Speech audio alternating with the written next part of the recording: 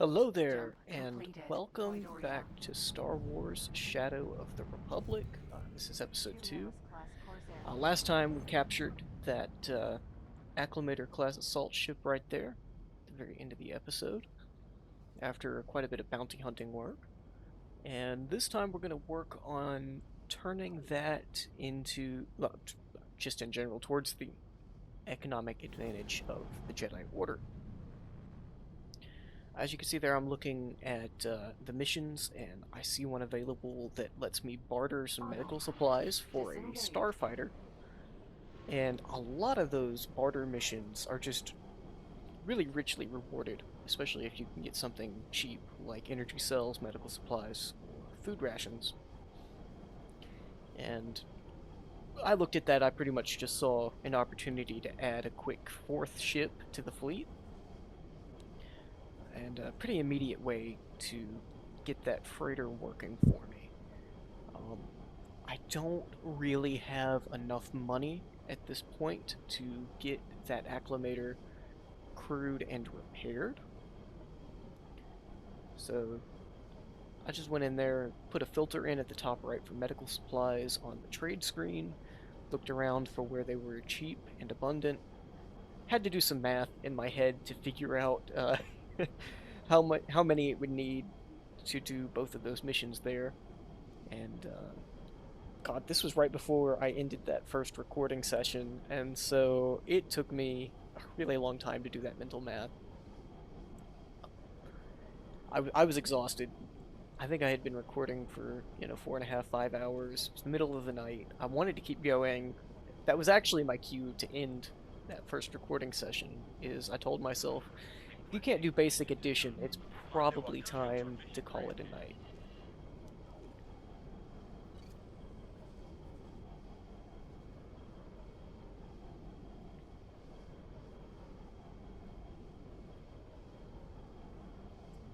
Yeah, as you can see, it takes me quite a minute here.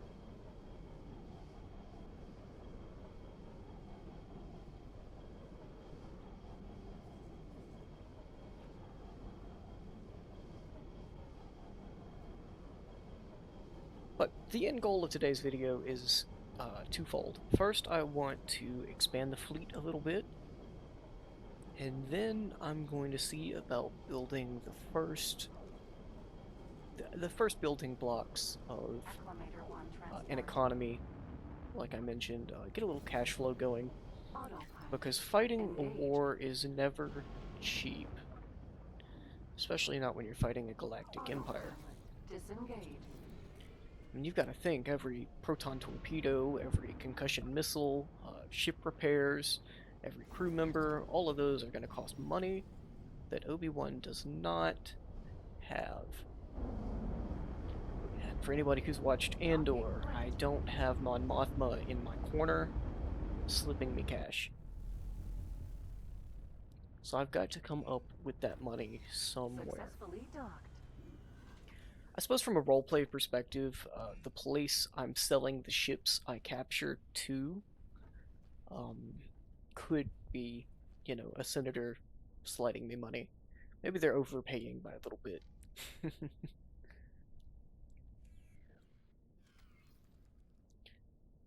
So I come out here and I just wanted to show off why I don't do the same thing with the capital ships as I do with the starfighters and just repair them by hand. As you can see, this takes forever. It's technically possible, especially if you would be willing to AFK for a while and let that meter fill up, but I would not consider that feasible.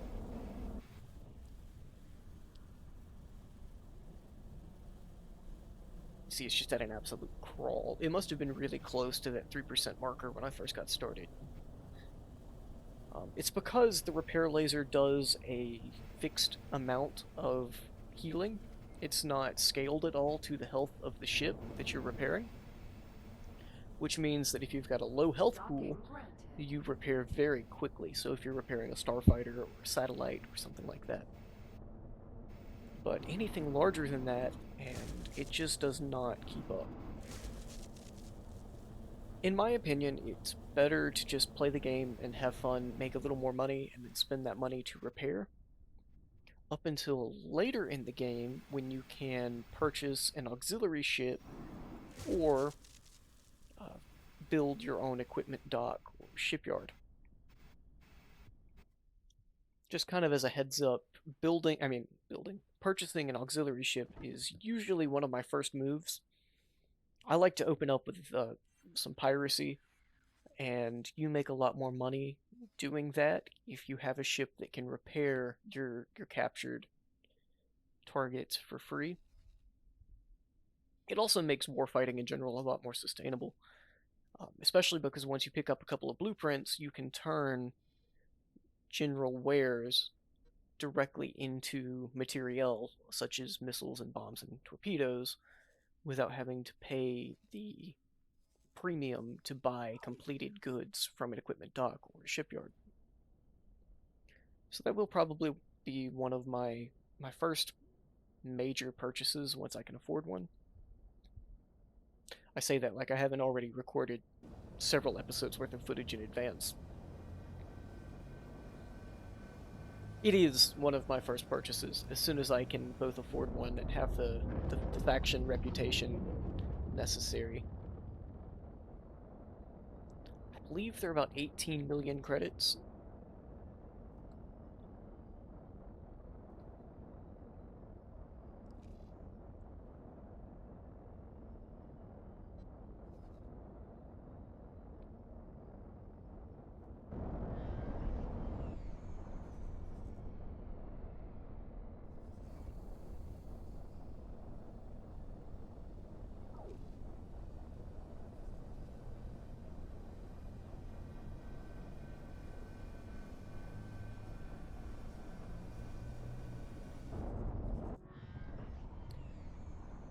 So the reason I left this clip in here instead of cutting it out is I wanted to show just how inefficient your large ships can be when you have either a low skill captain or too few crew. And at the moment, of course, I have both. This might even be a 0-star captain. And of course, that's the only crew member on this ship, which is got a maximum complement of, what is it, 112? So one of the first things that I do once I get to the station is I walk around and I hire a bunch of crew members. I think I got about a dozen. If I recall correctly from when I was editing it earlier today, I believe I have that cut out though. One thing I forgot to fix until later on is, as you can hear, the audio has gone completely silent. That is because I have alt-tabbed out of the program, and X4 throttles the audio. It also throttles the CPU whenever you're alt-tabbed out. So it's going to be a couple more episodes until my having fixed that is actually reflected in the footage. Because it took me, I want to say, 8 recording sessions before I noticed and fixed it. Fortunately, each one of these episodes, I suspect, is going to cover more and more real time. Like I've pointed out a couple times, that first one was about 25% of it was wound up in the final cut. This one is more like 20% of that second recording session and the very end of the first recording session. It's just because as the Empire or as your company expands, you wind up with a lot of downtime, just empty space while you're waiting for things to happen. You know, whether it's a ship traveling or your factory to finish a production cycle or uh, searching for a mission worth doing and showing off. So I don't imagine there'll be very many more episodes before that gets fixed. But until then, if you notice that the audio has gone completely out, it's just because I've alt-tabbed out. Here is another issue, and it's just how long it takes to dock these large capital ship-sized vessels. Don't worry, although I was sitting here in person for I think it was 5 or 6 minutes trying to dock this successfully because it doesn't have a docking computer equipped. I do actually cut that out, so you won't have to watch it.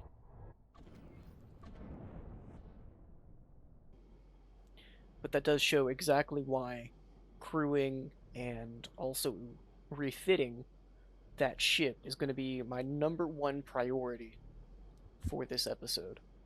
I can't do anything with it effectively until I have set it up.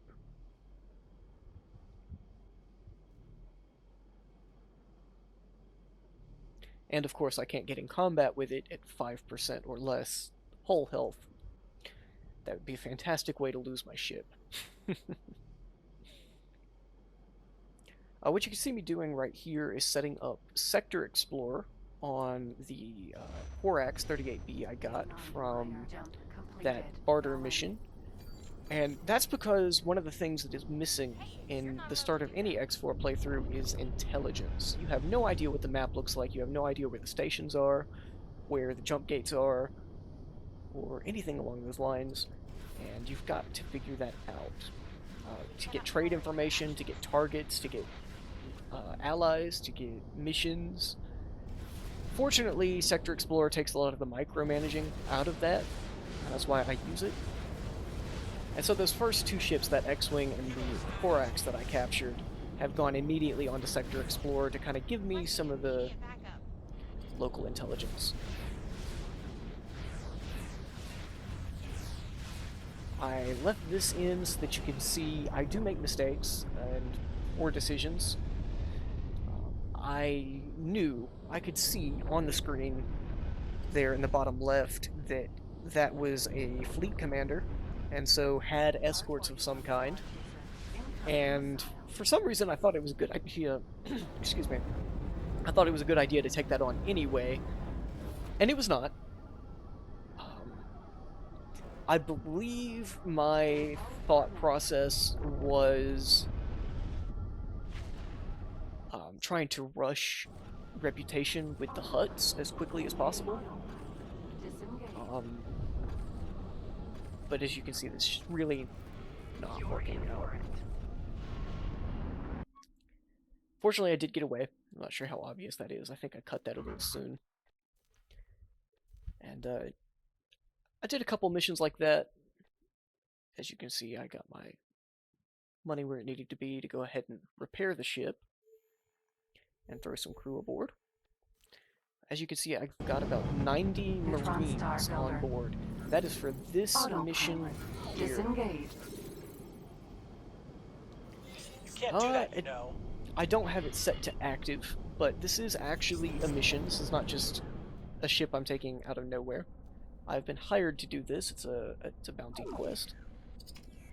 And construction vessels are one of the best targets for something like this, because as you can see, it doesn't have very many Marines on board, and so even though it has a relatively high crew count, the boarding resistance is fairly low. They're also not super well armed, not much in the way of point defense, and definitely not many anti-ship turbo laser placements on those. So they have a really hard time taking down both your boarding pods and your ship.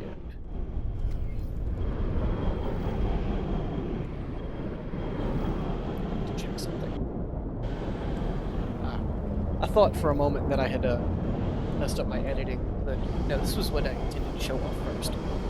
So this is just kind of my scouting run, where I went in. I didn't want to make that same mistake twice and hit something that had escorts or was surrounded by sector police. Successfully docked. Or even particularly near a station, because anytime you do that, whether you're just attacking it or you're trying to board it, it'll go hostile, and it will also set any allied ships or stations in the immediate vicinity. I believe it's radar range, which is usually about 40 kilometers. It'll set any of those hostile as well. So it's a good idea to make sure that they're in a relatively unpatrolled, empty section of space before you do your mission. They're a little close to the station there, but I wanted to go ahead and, well, frankly, I know that these building ships go for about 10 million credits, and the mission would pay me another 1.2 or so. And I really, really needed the credits for the next step of my plan for this episode, so I figured it was worth a shot. You're gonna see how that's gonna play out, so I won't spoil it. I think it's fun.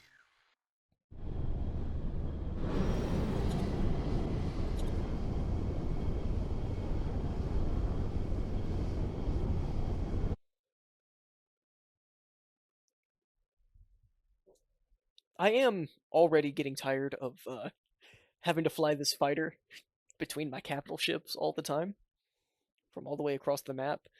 I'm tempted to change my mind on the teleportation and rush the PHQ and the research involved with that to go ahead and get it out of the way to where I don't have to do quite so much flying across the galaxy map, back and forth and back and forth. Let me know what you think. I mean, if anybody has any feelings one way or another on the subject, leave me a comment, let me know. I might even post a quick poll, either in the card of this video or as a community post, see if anybody has anything to say about it. It's just, the more I think about it, the more I realize that it's a good way to waste my time while playing the game and recording these videos, and doesn't really add any other form of difficulty to the challenge or to the roleplay run.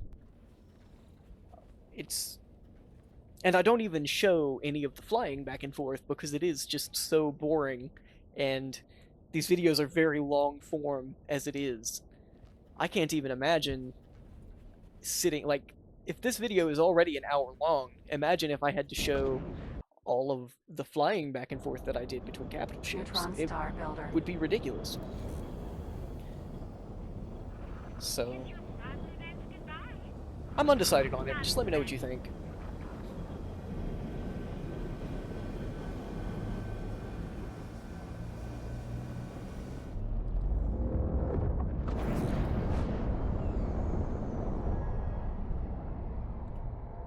So, I'm kind of pulling the ship into the turret blind spot, you know, towards the engines. But at the same time, the engine modules in the back are destructible. And if I destroy any module, whether it's a shield generator, a turret, an engine, I am blanking on if there is another category I am forgetting. But just in general, if I destroy a module off of a ship, it will actually alert the faction. And instead of one of those lost reputation temporarily tags, I will get a permanent reputation loss. Well, semi-permanent. I can always earn the reputation back, of course. But this early in the game, and my reputation with everybody so low, it's not really something I want to risk.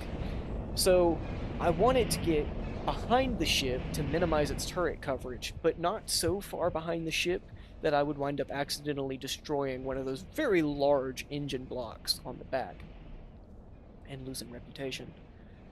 But on the other hand, I can't turn my turrets off, because if I turn my turrets off and I'm not attacking the ship, instead of focusing on me, a relatively large, well-defended target, it will start shooting down my Marines and their boarding pods. And while I can technically afford another 2 tries, 90 Marines costs about 450,000 credits, and I do have around 1 million credits at this point in the game.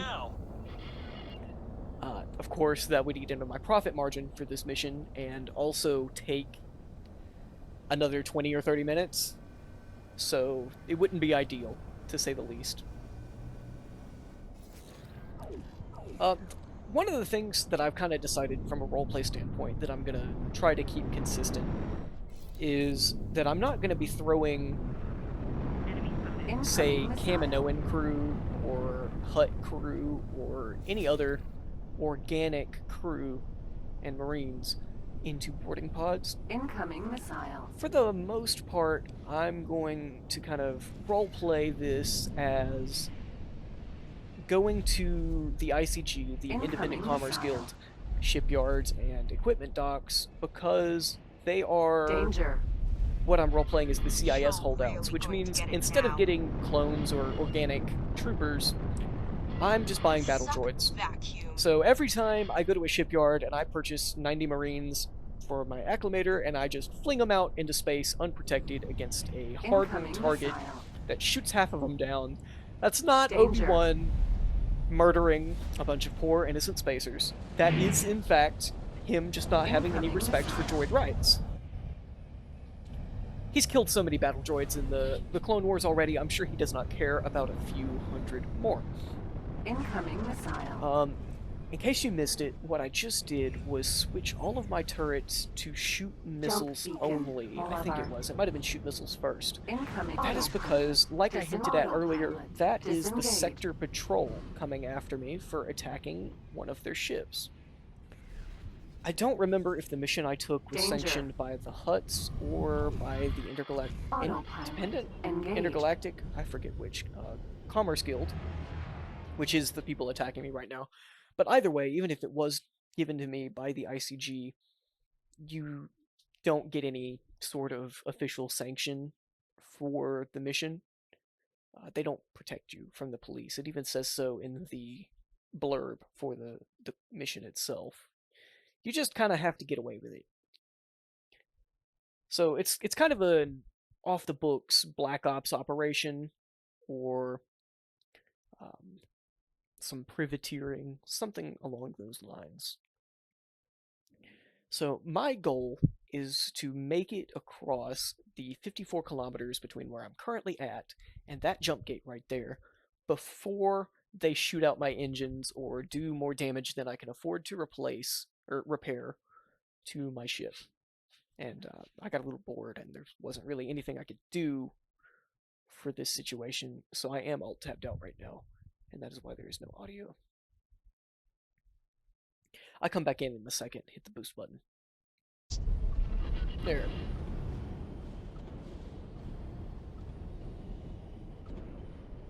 I'm very curious what kind of ship that is on the right there. Autopilot. I don't remember, and I don't think I actually click on it to see, but that is a very interesting vessel back there.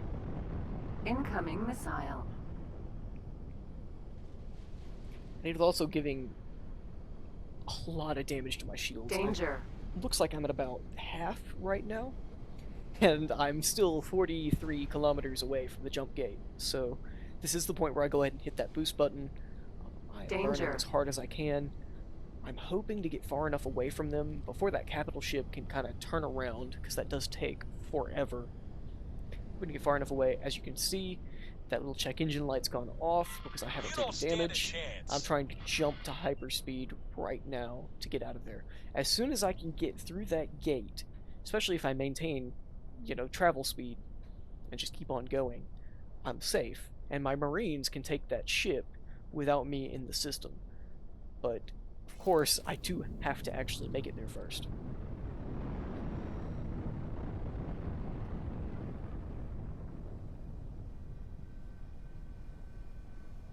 I also got very lucky that Providence carrier right there was not aggroed on me for attacking that builder. But I did make it out, as you can see, and my Marines made it onto the ship, so I just have to wait. Get those. It takes a long time to board a ship if you don't do any damage to the hull. But of course, like I mentioned, the higher your hull point percentage, the more you can sell the ship for.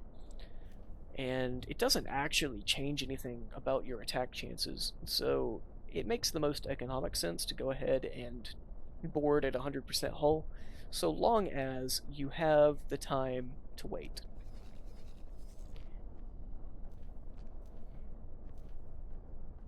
So what I'm doing here is I did go ahead and get some more quote-unquote battle droids for my Acclamator there. I think what I did was replace everyone that got shot down on the way to the ship, And now I'm buying, I believe it winds up being 4 vulture droids. And that's because they are by far, well, that's not quite true. I was going to say they're the cheapest ship in the game. Technically, the Empire has access to the probe droid, which would be half the price, I think, and it has a little bit further of a radar range with one of the sub-mods I have installed. But, of course, Empire, very aggressive towards a fugitive Jedi, so that wasn't really an option. So they're the second cheapest ship available, and they're also much more useful than a probe droid. So I don't mind spending a little bit extra on that. And what I'm getting them for is, like I said earlier, intelligence. Most of the map that I have revealed right there is not actually revealed. It's got the fog of war covering the whole thing. I have no idea what stations are there outside of the major shipyards, wharves, and trading stations. And you just can't run an economy that way. You don't know where to buy things, you don't know where to sell things, you can't build stations in the fog of war. It has to be revealed first. And, of course, I also need to keep an eye out for Imperial patrols. So I bought 4 of those, set those to Sector Explorer, and then, in the meantime, I actually did a few more missions, made some more money, and refit my Acclamator. So what it had installed in the first place were, I believe, all laser cannons, which is usually what the Commerce freighter version of the Acclamator has installed. But I need to be able to defend against more than S and the occasional M-class ships. So I went ahead and installed turbo lasers. Now, the freighter version, the Acclamator 1, can only install light turbo lasers, and not very many of them at that. But it does pack a surprising punch for a freighter, which is why it's my favorite ship. I believe this is the Camino shipyard because their lasers and turbo lasers are just a little bit more effective. I don't remember on price there, but they are a little more effective. They're also blue, and blue lasers are cool. So I'll buy a couple of the software, like the docking software, the trade software, and everything. Upgrade my shields, upgrade my lasers. Yeah, it looks like I spent about 430,000 credits, and I've still got 11, just shy of 11 million credits in the bank, and that is from that's all from that construction ship. Like I said, I got about 9 million, 10 million from selling the ship, and another 1.2 or so from the mission. I meant to cut out that save gap. I apologize.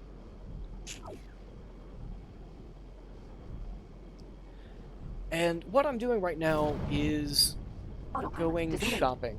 I am looking for blueprints. Docking granted. Like Perun says in his X4 videos, intellectual property is very expensive, but it's also very worth it.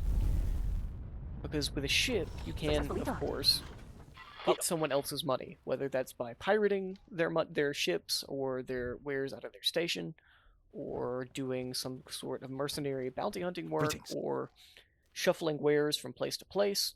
But you cannot create new goods without a station. It's just not possible. There's not a single ship in the game that will give you, or will allow you to produce wares without a station. I suppose unless you squint really hard and you look at mining, I suppose a mining vessel can harvest, gases or ore or silicone from asteroids, but unless you count that, you have to have production modules on a station in order to create wealth. That means it's very expensive, but also very necessary. It is a massive credit sink for the entire mid-game. Arguably, even the gateway to the late game, because you just cannot get to late game without purchasing a build module for a wharf and a shipyard, and they are hundreds of millions of credits. With like one, maybe two exceptions that I will probably get to when I get to that point, because those are also my favorite modules. What I'm doing right now is just taking a little bit of the time and money I've got to buy the blueprints for the missiles and countermeasures that I plan to use. I figured while I've got the credits, I should go ahead and grab them. The production modules and storage modules that I want that fit my aesthetic aren't offered by the Camino Shipyard and the Camino faction, which is a shame. I thought they would be. That's why I stopped here in the first place. But while I was here, I went ahead and bought those missiles and countermeasures, and also a standard dock module. But unfortunately for me, the Terran aesthetic from the base game is relegated to the Empire factions in Star Wars Interworlds, and my absolute favorite designs are all based on Terran modules, which means I'm going to have to find a way to go get some of those in order to not have to completely redesign every station Jump completed. from scratch, which isn't something that I want to do. Go away. So, right now, I'm at KoHrat, deep in Empire territory. As you can see, I am taking damage. This is actually the first damage I took on the entire trip there, which is why this is all I'm showing. I suppose technically this is New Republic territory, not Empire faction in game terms, but as we've discussed, the New Republic is just another arm of the Empire for roleplay purposes. And I'm stopping here at the KoHrat Drive Yards Corporation headquarters. That is because the corporation does not care if the Empire hates you. Welcome. They just care that you have money to spend. Also, land. Consider this my bug report. I would like you to fix this, please. I went ahead and sped this up. Just because this station is enormous, and I had no idea where I was going. So I didn't want y'all to have to sit through that, but I did also want to show off just this massive interior space. Fell off a staircase. They did not have OSHA-approved handrails. That is also something that I expect the dev team to fix immediately. So, I've run up to the representative, and Greetings. This is where step 2 of the plan comes in. I've got to buy these construction licenses to get access to their parts. You see, I almost did something really dumb and spent half of my available capital on the advanced construction license. I would not have actually needed that. That would have been an enormous mistake. Very glad I did not do that. So I'm going to pick up the Imperial Energy Cell production module, the Imperial Large Container storage module,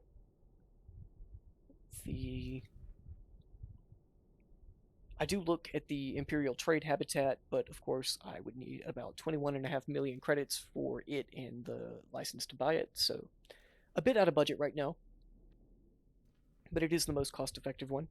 I get the Wide Area Sensor Array, which is incredibly important piece of technology right there. It unveils practically the entire sector if you build it in the right place in the sector. And so, just absolutely critical for intelligence and trading purposes. And then I also pick up the One Dock Harbor. And I did not have the credits to get it and the...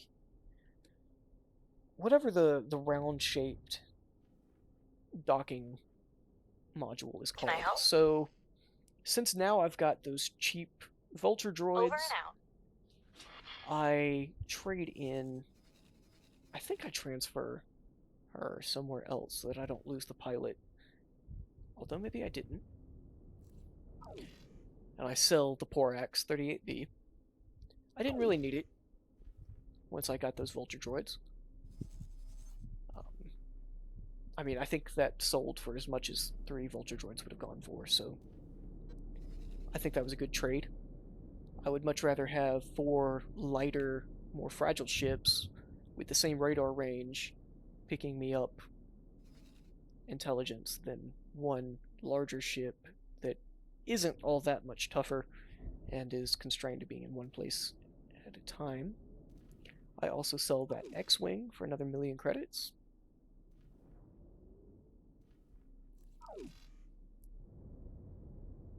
Although apparently I did not do it as quickly as I remembered. This is the issue with the fast review process in video editing. I was zipping through this at like 8 times speed while I was recording because, there's not really any other way to go through hours and hours of footage. Goodbye. So I did not realize just how long it took me to pull the trigger on selling those.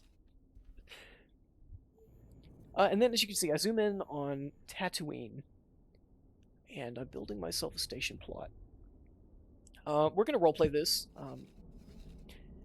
In having... Oh god, this has so many applications. But first and foremost, roleplay-wise, we need to keep an eye on Luke Skywalker. I'm going to make it a priority of mine to not allow any Empire capital ships in the Tatooine system. I don't actually think that's going to be important at all because I've never seen one there. But, just in case. That's a roleplay goal. Just to not have any Imperial capital ships in Tatooine. Because I don't need them kidnapping Luke. And now you're kind of going to see the vision on why I wanted the Imperial modules. And it is because I really love this solar design where I stick one on each of the 8 points of the round dock, and I make what I call the Imperial Solar Flower. It's a sunflower. I think it's hilarious. It's also one of the most aesthetically pleasing ways to set up a solar plant in the game. I also do like this kind of generalized setup where I'll take the container module, I'll put the dock at the bottom of it, then I'll put the sensor array at the bottom of that.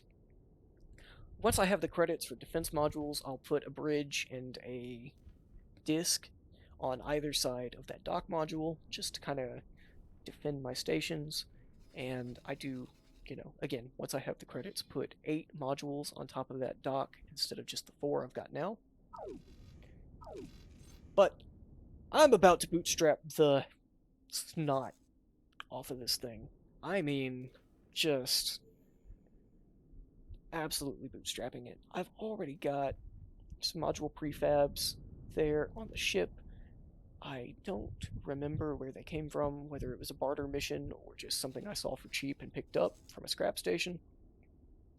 Or it might have even been on some ship that I thought. I just honestly don't remember. But I guess I didn't sell that X-Wing immediately. I do remember selling it later, though. So I set that to defend that station plot, because even before you build anything, they can get destroyed. And they call them surgical strikes. I don't think I have the mod to disable those.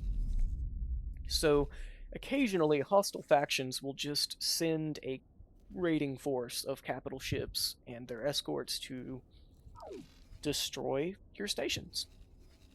No warning, no particular reason, to go out of your way to destroy a poor little undefended solar power plant. But they do. Kicking a guy while he's down. And because I really can't afford to lose that at this point, I did go ahead and assign that X-Wing to defend it. I don't imagine it would do anything against anything more than, say, a single TIE fighter. But the empty station plots don't actually have a radar range, and so if I had not assigned it, anything could have rocked up onto that location and destroyed the plot without me realizing, until I had already lost the, 300,000 credit station plot license?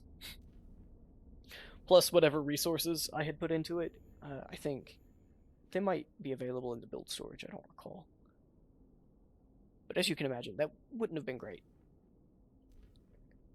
And this is going to be kind of the main part of this bootstrapping operation is, as you can see, I just picked up a trade quest for durasteel plates. That was some kind of ridiculous ratio on that. I think it was like 4 or 5 to 1. So for every like 1 credit worth of energy cells, I got 4 or 5 credits worth of durasteel plates. Luxury at 3,000. Because that's one of the 2 more expensive module or wares in producing modules, I jumped on that in a heartbeat. The faster I get that station up and running, the faster I'll get a cash flow. More importantly than cash flow, the solar stations are really great for training up pilots. So in order to use automated pilots in this game, you have to have them at like 3 stars of experience, and minimum. You ideally want them at least 4 or 5 stars, or as close to 5 stars as you can get them, because the higher their rating, the more sectors they can travel through. And so a 3-star pilot can jump through a gate 3 times. A 4-star pilot can jump through a gate 4 times away from their anchor space. And a 5-star pilot can jump through 5 gates. That means that by the time you get to a 5-star pilot, they can go to about a quarter of the map. And I could be wrong, but it's my understanding that experience is gained on pilots with the number of actions they take. And so a solar station makes a fantastic way to train pilots because you can take a small ship. I like to use armed freighters that don't actually count as freighters, so something like the... I believe what I'm going to wind up using in this run is the... Oh, I meant to cut that out too. Oh well. Too late now. Already recording the voiceover. What is it called? The Hawk 290 is one of my favorites to use. It's a very expensive ship, but because it's not actually considered a freighter, but is instead considered a military ship, when it's being piloted by NPCs, the pirates don't actually harass them, bother them at all. So you have a little bit less attrition. They're also fairly well armed, so you're less likely to lose your ships to, you know, random patrols or commerce raiders from your enemies. That's going to be a major headache later in this run, because I do have so many enemies, so just keep that in mind. But this solar factory is going to be doing a lot of jobs. It's going to be training my pilots, it's going to be giving me my first cash flow, and the intelligence, as I mentioned earlier. And then, last, but certainly not least, it's going to be giving me reputation bonuses with everyone I trade with, and an increased license, standing, I'm not really sure how to phrase that, but an increased rank with the faction I built the station in their space. I believe for the huts you have to have 2 production stations that have done at least 6.5 million credits worth of trades in order to get to the highest tier of relationship status. And the ICG, it is 3 production stations. Most of the other factions, you have to have a defense station on a frontier, but not those 2 in particular. There's a whole list in the kind of email section that shows you the requirements for each faction.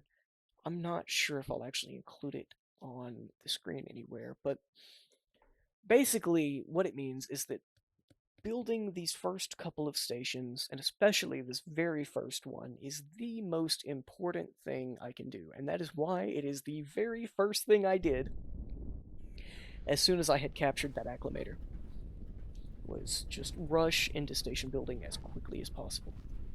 So long as I can keep that running, it will unlock quite a bit for me.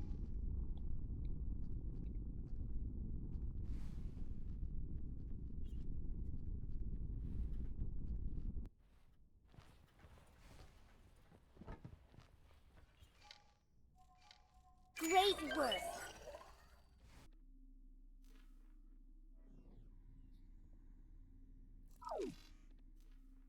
I believe this section is just me doing some more trading. You can see me putting on the trade filters up in the top right with the Acclamator in order to get some of this done. You see there, I almost just put a bunch of credits in to have, you know, independent traders and other factions traders come by and drop things off. But in the end, I decide that I don't want to pay that premium when I've got a perfectly serviceable freighter of my own right there. There was a part of me that wanted to leave the freighter, the Acclamator, defending the station from those surgical strikes, and just pay that price premium for that added protection. But honestly, anything the X-Wing can't handle, the Acclamator can't handle either. Some of the surgical strikes, especially like the Rebellion, will send like an MC-80 and an MC-40 and a couple of hammerheads and a squadron or two of fighters after you. And it doesn't matter if you've got like one docking module, one small container storage, and one puny little Commonwealth solar cell module. They send the entire home fleet after you, apparently.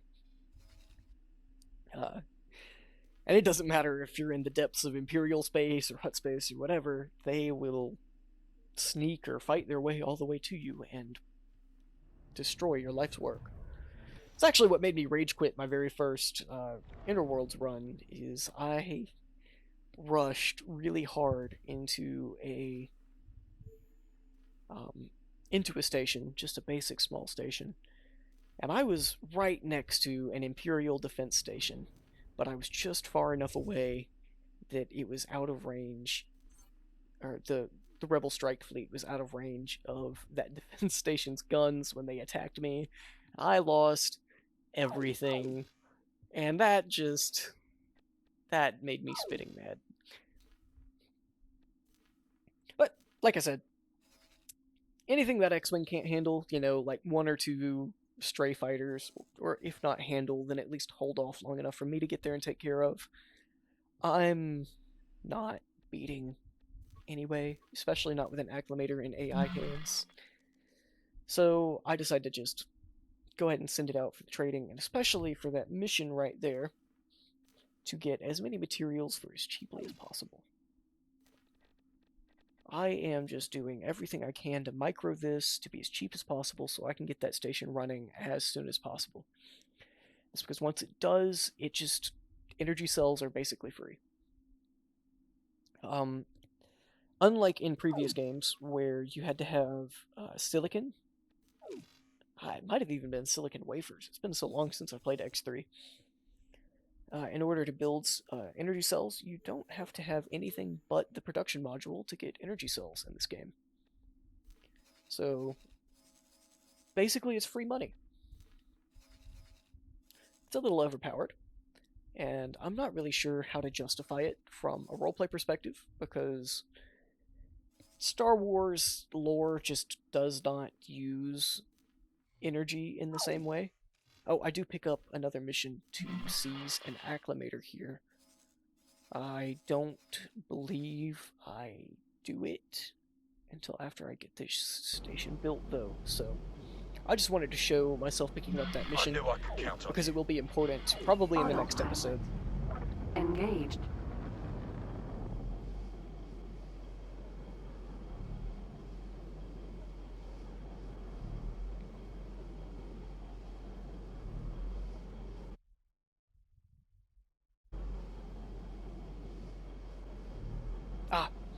I've been staring at this trying to figure out what it is I was doing. This is up in Mandalorian space. I flew up there because at game start, as I mentioned in the last episode, I started the Mandalorians and the Corporate Sector Authority at -10 relations, which is... oh, there's my X-Wing parked on that Acclamator from the mission, so that I can keep track of it for later. But, that -10 relations is low enough that you can't dock Jump at completed. any of their Run to stations, lease. and they can't dock at yours, so you can't trade with them, but they won't shoot at you. So, from a roleplay perspective, that was just kind of to show, Rosenti you know, transport. the Mandalorians aren't so hot on Obi-Wan after everything that happened there in the TV show. Unknown And object. the corporate sector authority is technically founded and run by the Autopilot. Imperials, Disengage. so while they are a mostly independent power, they do kind of take their lead. They get a little Danger. leery of working with the Jedi. So what I did is I made my way up to Mandalorian space, Unknown and object. my original intention was to just kind of scout it out a little bit, but I got this mission to destroy this minefield, and it was just too good of an opportunity to pass up. I flew out here. I didn't really care about the money at this point. I don't think I needed it, and it didn't pay super well. But this is going to give me just enough reputation that I will be above -10 with the Mandalorians, and that will let me trade with them, which means my merchant marine, my fleet of merchant ships, and my stations can trade with them and just boost that relation over time. So instead of having to manually boost it up, I can just let it run and naturally build. And there you go. As you can see, I can now build in their space. I can trade with them. Oh, that's the end of the episode. I thought I had put more in there. Apparently not. I've been yapping for a while. Thank you for watching, guys. Looking forward to seeing you in the next one.